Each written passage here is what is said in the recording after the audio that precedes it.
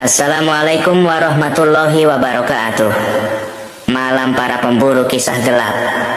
Pernahkah kalian membayangkan nikmat dunia yang kalian kejar bisa berubah jadi kutukan abadi? Malam ini saya akan membawa kalian ke lorong-lorong rahasia pesugihan, tempat di mana kenikmatan dijual pada makhluk gaib dan harta datang bersama tangisan serta darah. Matikan lampu, pasang headset, dan jangan pernah menoleh ke belakang. Karena cerita kali ini bisa saja menyeret kalian ke dalam dunia yang tak pernah kalian bayangkan. Mei 1998, suasana kota Malang berubah jadi neraka. Langit siang yang biasanya panas mendadak kelam, asap membumbung dari sudut-sudut pasar, jeritan dan makian bercampur jadi satu dengan suara kaca pecah. Di sudut jalan Kedaung, toko konveksi milik keluarga Sutrisno berdiri sederhana.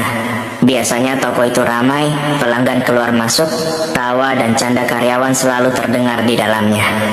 Tapi siang itu, Sutrisno baru saja rebahan di kamar belakang, niatnya cuma mau istirahat sebentar. Sri Wahyuni, istrinya di dapur sedang menyiapkan makan siang. Telur dadar dan tumis kol, lauk favorit mereka di tanggal tua. Dua karyawan setia, Paidi dan Marsini, sedang beberes gudang menyapu sisa-sisa kain yang menumpuk. "Apa nggak panas, Mas? Kok tiduran aja di situ?" Sri melongok dari dapur. Senyumnya tipis. Sutrisno cuma membalas dengan anggukan malas. "Nanti, iya Bu." Kepala masih pening. Suara gaduh mendadak terdengar dari arah luar. Awalnya samar, lalu makin keras, seperti puluhan orang sedang ribut di jalanan. "Paidi, itu rame banget di luar ya?" tanya Marsini pelan, matanya waspada. Paidi mendekat ke jendela, ngintip dengan cemas. "Wah, kayaknya ada yang demo, Mbak. Tapi kok makin banyak orang ya?" Belum sempat mereka beres, tiba-tiba suara lemparan batu menghantam kaca depan toko. Sutrisno sontak bangun, wajahnya pucat. Di luar, suara makian membahana. "Dasar Cina, bakar aja, ambil barangnya, jangan kasih ampun." Sri gemetar, tangannya dingin menggenggam spatula. "Mas, kita salah apa sama mereka? Kenapa jadi begini?" Sutrisno langsung lari ke arah brankas kecil di bawah lantai kayu. "Bu, ambil surat-surat penting emas kawin cepetan. Jangan panik, ya, jangan nangis dulu." Paidi dan Marsini sudah sembunyi di balik tumpukan karung kain. Marsini memeluk suaminya erat-erat, tubuhnya gemetar. "Mas, kalau mereka masuk, kita gimana?" bisik Marsini. Paidi berusaha menenangkan, tapi matanya juga berkaca-kaca. "Tenang, Mbak, sabar. Mungkin mereka cuma lewat." Tapi harapan itu langsung pupus. Masa semakin brutal, lemari dijungkir balikan, suara kaca pecah bersaut-sautan. Teriakan "bakar-bakar" makin dekat. Dari balik pintu samping tiba-tiba terdengar suara keras. "Sutris, cepet sini, lewat gang belakang. Ayo, jangan mikir apa-apa, keluar sekarang." Pak Kasan, tetangga yang dikenal baik hati, berdiri di depan pintu samping, wajahnya juga penuh panik.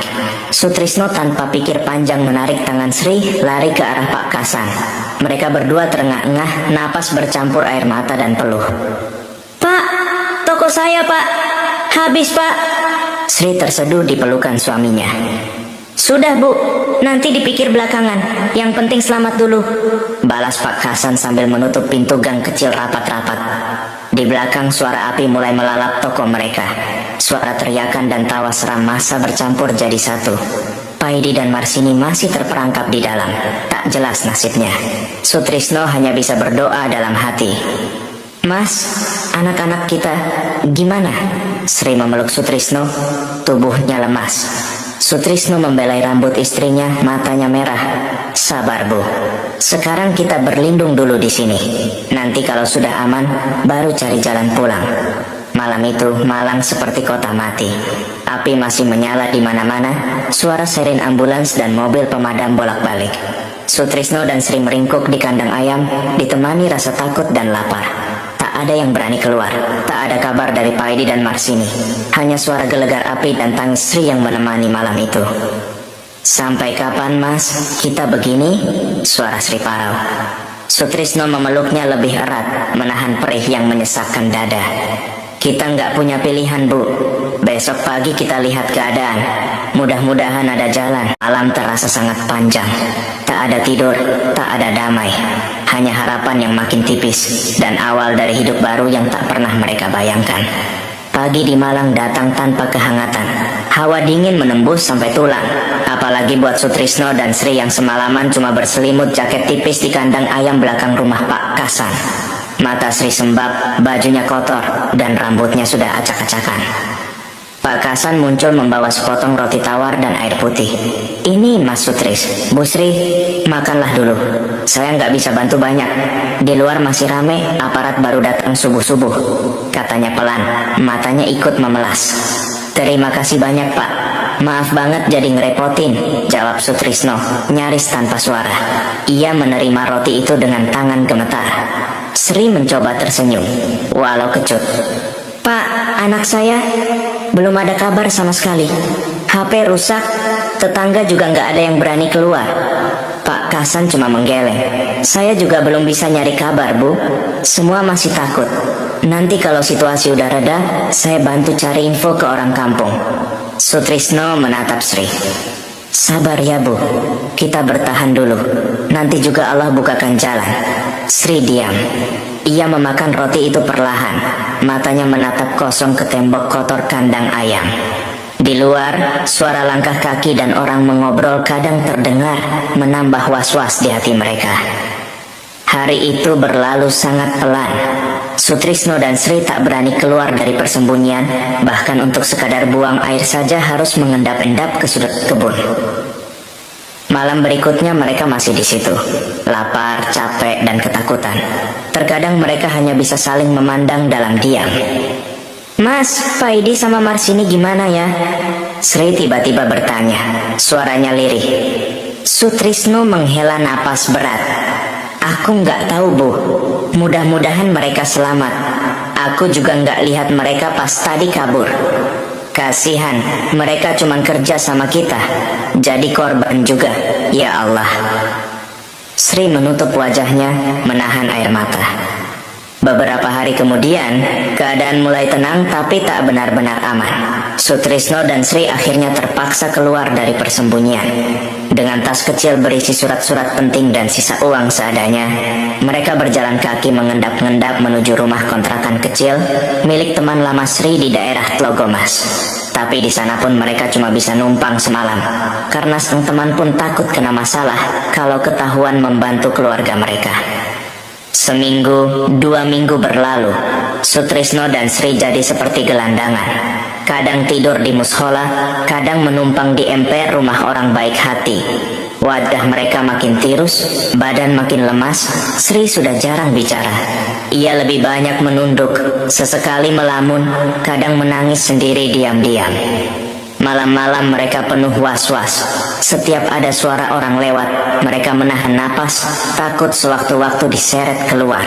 Tak ada berita tentang anak-anaknya. Tak ada kabar soal Paidi dan Marsini. Semua serba gelap.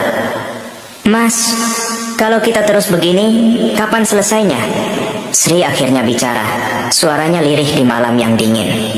Sutrisno memeluk bahu istrinya. Nggak lama lagi, Bu. Kalau sudah aman, kita pergi saja dari Malang. Cari desa yang jauh, mulai hidup baru. Kita nggak mungkin balik ke toko itu lagi. Sri menatap suaminya lama, lalu mengangguk pelan. Aku ikut aja, Mas. Mau kemana juga, asal sama kamu. Beberapa hari kemudian, setelah situasi benar-benar mereda dan suasana mulai aman, Sutrisno memberanikan diri pamit pada Pak Kasan. Pak, terima kasih buat semuanya. Saya dan istri mau cari tempat lain, nggak enak terus-terusan di sini. Kalau ada kabar anak saya atau Paidi dan Marsini, tolong sampaikan ya, Pak. Pak Kasan mengangguk berat. Nggih, Mas Sutris. Saya doakan sampeyan sekeluarga selamat. Jangan putus harapan ya. Sutrisno menggenggam tangan Pak Kasan erat, menahan haru. Lalu, dengan langkah berat, ia dan Sri meninggalkan kampung yang pernah mereka sebut rumah. Mereka berjalan menyusuri jalanan Malang yang sekarang penuh kenangan pahit, menuju arah barat ke desa kecil di kaki Gunung Kawi. Hanya itu yang mereka punya, harapan baru dan sisa-sisa keberanian yang hampir habis. Desa tempat Sutrisno dan Sri Wahyuni menumpang hidup memang tak seramai Malang, tapi hawanya jauh lebih sejuk. Rumah yang mereka sewa di pinggir sawah itu sebenarnya sudah tua. Temboknya mulai mengelupas, atapnya bocor di sana-sini. Tapi buat Sutrisno dan Sri, rumah kecil itu tetap lebih baik daripada harus tidur di emperan lagi. Hari-hari pertama di desa, mereka sibuk beradaptasi. Sri banyak menghabiskan waktu di dapur, menambal baju, atau sekadar duduk memandangi sawah dari jendela. Sementara Sutrisno pagi-pagi sudah keliling kampung, menawarkan tenaganya ke para tetangga. Kadang ikut panen, kadang disuruh membersihkan kandang ayam, kadang cuma membantu menimba air di sumur. 1-2 orang kampung sempat menanyakan asal-usul mereka, tapi Sutrisno hanya menjawab singkat, "Baru pindah dari Malang, Pak. Toko saya habis kena musibah." Sri pelan-pelan mulai kenal beberapa ibu-ibu tetangga. Setiap sore ia membantu menumbuk cabai atau sekadar nimbrung ngobrol di beranda rumah Bu Mina. "Bu Sri, sampean aslinya mana toh?" tanya Bu Mina suatu siang. Sri tersenyum kaku. "Asli Kediri, Bu. Nikah sama Mas Sutris, ikut ke Malang. Tapi kemarin kena musibah, jadinya ngungsi ke sini." Bu Mina mengelus bahu Sri. "Yang sabar yo, wong urip iku mung mampir ngombe, Bu. Gusti Allah mesti maringi jalan." Sri hanya bisa mengangguk, hatinya perih tapi juga hangat mendengar ucapan sederhana itu. Malam-malam di desa jauh lebih sunyi dari kota. Kadang Sri terbangun karena suara jangkrik atau angin yang merayap di celah-celah dinding.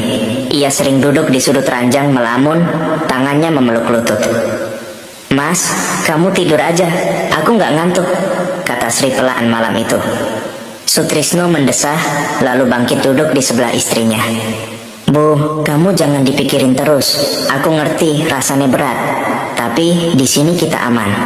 Nggak ada yang cari-cari kita." Sri menarik napas panjang. "Iya Mas, cuma kadang aku kepikiran anak-anak. Gimana mereka di tempat pengungsian? Kalau saja kemarin HP nggak rusak, aku masih bisa ngabarin mereka." Sutrisno menepuk bahu Sri, mencoba menenangkan. "Nanti kalau sudah ada rejeki, kita kirim surat ke keluarga di Kediri. Sekarang yang penting kita hidup dulu." Hari demi hari berlalu. Tabungan mereka makin tipis. Cincin kawin satu-satunya milik Sri sudah digadaikan untuk bayar sewa rumah dan beli beras. Kadang mereka makan seadanya. Nasi jagung, sayur bening, tempe goreng yang diiris tipis-tipis biar awet sampai 2 hari. Satu malam, Sutrisno termenung di depan rumah kayu mereka. Cahaya lampu temaram, suara kodok saling bersahutan dari arah sawah. "Masih mikir apa, Mas?" tanya Sri, keluar membawa secangkir teh hangat. Sutrisno mengambil cangkir itu, menghirup pelan. "Aku cuma mikir, sampai kapan kita begini? Dulu waktu di Malang berapa banyak teman dan saudara yang datang minta tolong. Giliran kita susah, semua hilang entah kemana." Sri duduk di sebelah suaminya, menatap langit malam yang penuh bintang. "Aku juga sedih, Mas. Tapi aku percaya Gusti Allah pasti nggak tidur. Nanti juga ada jalannya." Sutrisno mengangguk pelan. Ia ingin percaya tapi hatinya berat. Setiap malam ia terbangun dengan mimpi buruk. Suara massa, api membakar rumah, dan wajah Paidi dan Marsini yang tak pernah jelas nasibnya. Kadang ia bertanya dalam hati, apa dosa mereka sampai hidup begini? Satu pagi, waktu ia hendak pergi ke kebun mencari kerja serabutan, Sri menggenggam tangan suaminya erat-erat. "Mas, apapun yang terjadi, aku tetap sama kamu. Pernah kaya, pernah miskin, aku nggak kemana-mana. Hidup begini juga, asal bareng kamu, aku kuat." Sutrisno memeluk Sri pelan, matanya berkaca-kaca. "Terima kasih, Bu. Aku janji, aku nggak akan menyerah." Tapi di balik pelukan itu, jauh di sudut hati mereka, perlahan mulai tumbuh harapan dan juga kekhawatiran. Siapa sangka, justru dari titik terendah inilah, roda nasib mereka perlahan akan berputar ke jalan yang sama sekali tak pernah mereka bayangkan sebelumnya. Sudah lebih dari setahun sejak kerusuhan itu memporak-porandakan hidup Sutrisno dan Sri Wahyuni. Rumah kecil mereka di desa kaki Gunung Kawi memang memberi rasa aman, tapi rasa cemas tetap menyusup tiap malam. Tabungan tinggal sedikit, cincin kawin sudah lama berpindah tangan. Hari-hari berjalan lambat, kadang mereka cuma duduk berdua menatap langit pagi yang kosong. Pagi itu, Sri duduk di lantai, menambal baju sendiri yang mulai sobek. Sutrisno mondar-mandir di ruang tamu, gelisah. Biasanya dia hanya duduk diam, tapi pagi itu langkahnya seperti tak pernah mau berhenti. "Mas, duduk dulu. Dari tadi mondar-mandir kayak setan kelaparan aja," ucap Sri, mencoba bercanda walau senyumnya dipaksakan. Sutrisno mengembuskan napas berat. "Aku kepikiran, Bu, sampai kapan kita begini? Dulu waktu di Malang berapa banyak orang ngutang sama aku. Giliran butuh, semua hilang. Dulu tiap hari ada aja tamu. Sekarang malah jadi orang asing." Sri menatap suaminya, matanya sayu. "Terus mau gimana? Mereka aja udah kayak lupa kalau pernah makan dari tangan kita. Aku sih udah ikhlas aja. Aku pengen nyoba balik ke Malang lagi, Bu. Aku masih ingat siapa-siapa aja yang punya utang. Kalau mereka mau bayar, lumayan buat makan beberapa bulan ke depan," kata Sutrisno, nadanya pelan tapi tekadnya jelas. Sri terdiam sejenak lalu mengangguk pelan. "Hati-hati, Mas, jangan terlalu berharap. Sekarang orang bisa jadi serigala kalau soal duit." Sutrisno tersenyum tipis, wajahnya lelah. "Iya, Bu, aku ngerti. Aku nggak maksa kok, cuman minta hakku aja. Dulu mereka baik waktu butuh aku. Masa sekarang malah ngejatuhin aku? Ya Allah, ternyata dunia ini kejam ya." Beberapa hari kemudian, Sutrisno benar-benar berangkat ke Malang. Ia naik bus ekonomi, duduk di pojok, memeluk tas lusuh berisi selembar daftar nama orang yang pernah berutang padanya. Sepanjang jalan, pikirannya campur aduk antara harapan dan kecewa. Sesampainya di Malang, suasana sudah jauh berbeda dari dulu. Pasar ramai, tapi tak ada lagi wajah-wajah yang ia kenal. Sutrisno keliling dari satu kios ke kios lain, mencari bekas pelanggan, menagih utang yang bahkan kadang dirinya sendiri malu mengingatnya. "Pak Kris, masih ingat saya? Saya Sutrisno, dulu punya konveksi di Kedaung," sapanya pelan. Pak Kris, pedagang seragam sekolah, hanya tertawa kecil. "Wah, Pak Sutris, lama nggak kelihatan. Tapi maaf, itu utang-utang lama udah nggak ada urusannya lagi. Zaman sudah berubah." Yang lain malah lebih kasar. "Pak Sutris, pulang saja deh. Malah bikin malu diri sendiri. Wong Malang juga udah lupa sama sampeyan. Dulu sombong banget, sekarang minta-minta." Sutrisno menahan amarah, rahangnya mengeras.